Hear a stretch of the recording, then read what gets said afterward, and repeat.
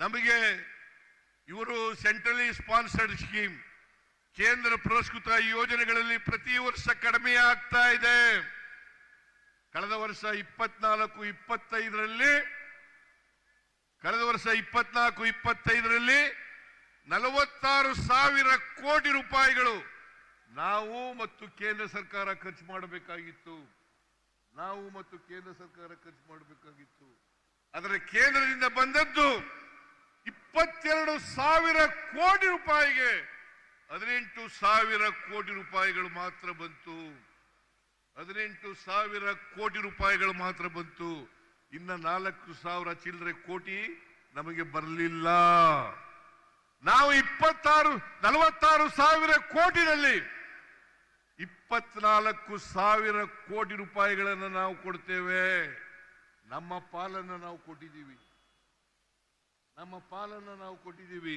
ಆದರೆ ಕೇಂದ್ರದ ಪಾಲನ್ನು ಕೊಡಲಿಕ್ಕೆ ಸಾಧ್ಯ ಆಗಲಿಲ್ಲ. ನಮಗೆ 15ನೇ ಹಣಕಾಸಿನ ಆಯೋಗದ ಶಿಫಾರಸಿನಲ್ಲಿ ಕಡಿಮೆ ಆಯಿತು ಅಂತೇಳಿ ನಮಗೆ ಅಂದಿನ 15ನೇ ಹಣಕಾಸಿನ ಆಯೋಗದ ಅಧ್ಯಕ್ಷರಾಗಿದ್ದಂಥವರು 5,495 ಕೋಟಿ ರೂಪಾಯಿಗಳನ್ನ ಕೊಡಿ ರಾಜ್ಯಕ್ಕೆ ಅಂತೇಳಿ ಶಿಫಾರಸು ಮಾಡಿದ್ರು. ಆದರೆ 5,495 ಕೋಟಿ ರೂಪಾಯಿಗಳಲ್ಲಿ ಇವತ್ತಿನವರೆಗೆ ಒಂದು ಬಿಡುಗಾಸು ಕೂಡ ಬಂದಿಲ್ಲ. ಅದಲ್ಲದೆ ಪೆರಿಫೆರಲ್ ರಿಂಗ್ ರೋಡ್ಗೆ 3,000 ಕೋಟಿ ರೂಪಾಯಿಗಳನ್ನ ಕೊಡ್ತೀವಿ ಶಿಫಾರಸು ಮಾಡಿದ್ರು 15ನೇ ಹಣಕಾಸಿನ ಆಯೋಗ. ಪೆರಿಫೆರಲ್ ರಿಂಗ್ ರೋಡ್ಗೆ, ಬೆಂಗಳೂರಿನ ಪೆರಿಫೆರಲ್ ರಿಂಗ್ ರೋಡ್ಗೆ 3,000 ಕೋಟಿ, ಬೆಂಗಳೂರಿನಲ್ಲಿರ್ತಕ್ಕಂಥ ಕೆರೆಗಳ ಅಭಿವೃದ್ಧಿಗೆ 3,000 ಕೋಟಿ, ಒಟ್ಟು 11,495 ಕೋಟಿ ಕೊಡಬೇಕಾಗಿತ್ತು ಕೇಂದ್ರ. 11,495 ಕೋಟಿ ಕೊಡಬೇಕಾಗಿತ್ತು. ಆದರೆ 1 ರೂಪಾಯಿನೂ ಕೂಡ ಬರಲಿಲ್ಲ. ಶ್ರೀಮತಿ ನಿರ್ಮಲಾ ಸೀತಾರಾಮನ್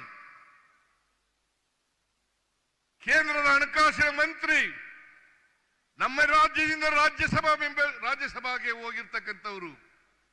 ಅವರು 2023ರಲ್ಲಿ ಬಜೆಟ್ ಮಂಡಿಸಿದಾಗ ಹೇಳಿದ್ರು, ಅಪ್ಪರ್ ಭದ್ರಾಗೆ 5,300 ಕೋಟಿ ರೂಪಾಯಿಗಳನ್ನು ಕೊಡ್ತೇವೆ. ಬಜೆಟ್ನಲ್ಲಿ ಘೋಷಣೆ ಮಾಡಿದ್ರು 5,300 ಕೋಟಿ ಕೊಡ್ತೇವೆ ಅಂತೇಳಿ ಘೋಷಣೆ ಮಾಡಿದ್ರು. ಆದರೆ ಬಜೆಟ್ನಲ್ಲಿ ಘೋಷಣೆ ಮಾಡಿದ್ರು ಕೂಡ 1 ರೂಪಾಯಿ ಬರಲಿಲ್ಲ. ನಿರ್ಮಲಾ ಸೀತಾರಾಮನ್ 2 ಬಾರಿ ಭೇಟಿ ಮಾಡಿದೆ, ಮನವಿ ಕೊಟ್ಟೆ, ಸ್ವಲ್ಪ ಇದನ್ನ ಬಿಡುಗಡೆ ಮಾಡಿ 5,300 ಕೋಟಿ ರೂಪಾಯಿಗಳನ್ನ ಅಂತೇಳಿ. ಅಷ್ಟೇ ಅಲ್ಲದೇನೆ ಬಸವರಾಜ ಬೊಮ್ಮಾಯಿ ಅವರು ಅಂದಿನ ಮುಖ್ಯಮಂತ್ರಿಗಳು 23-24ರಲ್ಲಿ ಮಂಡಿಸಿದಂತ ಬಜೆಟ್ನಲ್ಲಿ ಅದನ್ನ ಪುನರುಚ್ಚಾರ ಮಾಡಿದ್ರು. ಅಷ್ಟೇ ಅಲ್ಲ, ಅಪ್ಪರ್ ಭದ್ರಾ ಯೋಜನೆಯನ್ನ ರಾಷ್ಟ್ರೀಯ ಯೋಜನೆಯನ್ನಾಗಿ ಮಾಡಿಸ್ತೇನೆ ಅಂತ ಹೇಳಿದ್ರು. ಇವತ್ತಿನವರೆಗೆ ರಾಷ್ಟ್ರೀಯ ಯೋಜನೆಯೂ ಆಗ್ಲಿಲ್ಲ. 5,300 ಕೋಟಿ ರೂಪಾಯಿಗಳಲ್ಲಿ 1 ರೂಪಾಯಿನೂ ಬರಲಿಲ್ಲ. ಇದು ಕೇಂದ್ರ ಸರ್ಕಾರ ನಾವು ಮಾಡದಂತ ಅನ್ಯಾಯ. ನಾವು ಪ್ರತಿಭಟನೆ ಮಾಡಿದ್ದೀವಿ,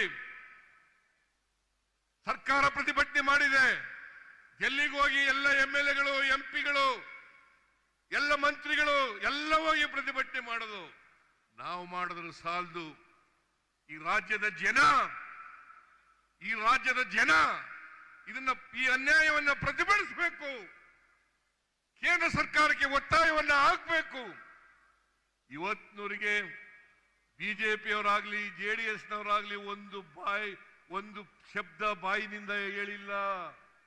ಇದನ್ನ ಕೊಡಿ ಅಂತ ಯಡಿಯೂರಪ್ಪ ಆಗಲಿ, ಬಸವರಾಜ ಬೊಮ್ಮಾಯಿ ಆಗಲಿ, ಬಿಜೆಪಿ MPಗಳಾಗಲಿ, JDS MPಗಳಾಗಲಿ, ಕುಮಾರಸ್ವಾಮಿ ಆಗಲಿ, ಕರ್ನಾಟಕಕ್ಕೆ ಅನ್ಯಾಯ ಆಗಿದೆ, ಕೊಡಿ, ನಮ್ಮ ಪಾಲನ್ನು ಕೊಡಿ, 15ನೇ ಹಣಕಾಸಿನ ಆಯೋಗ ಶಿಫಾರಸು ಮಾಡಿರ್ತಕ್ಕಂಥ ಹಣ ಕೊಡಿ ಅಂತ ಕೇಳಲಿಲ್ಲ.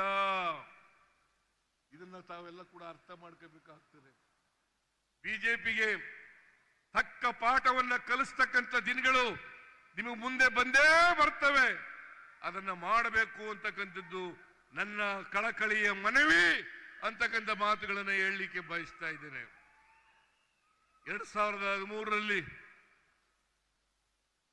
2018ರಲ್ಲಿ ಸಮ್ಮಿಶ್ರ ಸರ್ಕಾರ ರಚನೆ ಆಯಿತು. ಅದನ್ನ ಬುಡಮೇಲು ಮಾಡಿ ಆಪರೇಷನ್ ಕಮಲದ ಮೂಲಕ ಬುಡಮೇಲು ಮಾಡಿ ಅಧಿಕಾರಕ್ಕೆ ಬಂದ್ರು. ಯಡಿಯೂರಪ್ಪ ಅಧಿಕಾರಕ್ಕೆ ಬಂದ್ರು. ಇವತ್ತು ಕುಮಾರಸ್ವಾಮಿನವ್ರ ಜೊತೆ ಸೇರ್ಕೊಂಡಿದ್ದಾರೆ. ಕುಮಾರಸ್ವಾಮಿನವ್ರ ಜೊತೆ ಸೇರ್ಕೊಂಡಿದ್ದಾರೆ. ಅವರಿಗೆ ಯಾವತ್ತೂ ಕೂಡ ಕರ್ನಾಟಕದ ಜನತೆ ಆಶೀರ್ವಾದವನ್ನ ಮಾಡಿಲ್ಲ. 2008 ಇರಬಹುದು, 2018 ಇರಬಹುದು, ಹಿಂಬಾಗಲಿಂದ ಅಧಿಕಾರಕ್ಕೆ ಬಂದಿದ್ದಾರೆ ಹೊರತು ಅವರು ಜನರ ಆಶೀರ್ವಾದವನ್ನ ಪಡೆದು ಅಧಿಕಾರಕ್ಕೆ ಬಂದಿಲ್ಲ. 2019ರಲ್ಲೂ ಕೂಡ ಸಮ್ಮಿಶ್ರ ಸರ್ಕಾರವನ್ನ ಬೀಳಿಸಿ ಮಿಸ್ಟರ್ ಯಡಿಯೂರಪ್ಪನವರು ಮುಖ್ಯಮಂತ್ರಿ ಆದರು. ಅವರು 2 ವರ್ಷ ಇದ್ರು. ಆಮೇಲೆ ಬಸವರಾಜ ಬೊಮ್ಮಾಯಿ ಮುಖ್ಯಮಂತ್ರಿ ಆದರು. ಅವರು 1 ವರ್ಷ 10 ತಿಂಗಳು ಇದ್ರು. ಅವರು ಯಾರು ಕೂಡ ಕರ್ನಾಟಕದಲ್ಲಿ ಅವರು ಹೇಳದಂತ ಒಂದು ಭರವಸೆಯನ್ನು ಕೂಡ ಈಡೇರಿಸಲಿಕ್ಕೆ ಹೋಗಲಿಲ್ಲ. ರಾಜ್ಯವನ್ನ ಆರ್ಥಿಕವಾಗಿ ದಿವಾಳಿ ಮಾಡುವುದರು. ಸಮಾಜದಲ್ಲಿ ವಿಷಬೀಜವನ್ನ ಬಿತ್ತಿ ಮಾನವೀಯತೆಯನ್ನ ಹಾಳು ಮಾಡತಕ್ಕಂಥ ಕೆಲಸವನ್ನ ಮಾಡಿದ್ರು. ಅಷ್ಟೇ ಅಲ್ಲ, ಅವರು ಸರ್ಕಾರ ಇದ್ದಾಗ 2,70,000 ಕೋಟಿ ರೂಪಾಯಿಗಳಿಗೆ ದುಡ್ಡಿಲ್ದೇನೆ ಮಂಜೂರಾತಿ ಕೊಟ್ಬಿಟ್ರು. ದುಡ್ಡನ್ನ ಕೊಡ್ಲಿಲ್ಲ. ಕೆಲಸ ಪ್ರಾರಂಭ ಮಾಡಿದ್ರು. ಆದ್ರೆ ಲಂಚ ಮಾತ್ರ ಹೊಡೆದ್ರು. ನಾನು ಹೇಳೋದಲ್ಲ, ಅಂದಿನ ಕಾಂಟ್ರಾಕ್ಟರ್ಸ್ ಅಸೋಸಿಯೇಷನ್ ಅವರು 40% ಲಂಚವನ್ನ ಪಡೆದಿದ್ದಾರೆ ಅಂತೇಳಿ ಅವರು ಪತ್ರಿಕೆಗಳಲ್ಲಿ ಹೇಳಿದ್ರು, ಜನರ ಮುಂದೆ ಹೇಳಿದ್ರು. ನಮ್ಮ ಸರ್ಕಾರಕ್ಕೆ ಕೊಟ್ಟರು, ನನಗೆ ಕೊಟ್ಟರು. ಆದರೂ ನಾನು ಅದಕ್ಕೋಸ್ಕರ ಕುನಾ ಅವರ ಅಧ್ಯಕ್ಷದಲ್ಲಿ, ನಾಗಮೋಹನ್ ಅವರ ಅಧ್ಯಕ್ಷದಲ್ಲಿ ಸಮಿತಿಯನ್ನ ಮಾಡಿದೆ, ಆಯೋಗವನ್ನು ರಚನೆ ಮಾಡಿದೆ. ಆಯೋಗದ ಅಧ್ಯಕ್ಷರನ್ನು ಮಾಡಿದೆ. ಅವರು ವರದಿಗಳನ್ನು ಕೊಟ್ಟಿದ್ದಾರೆ.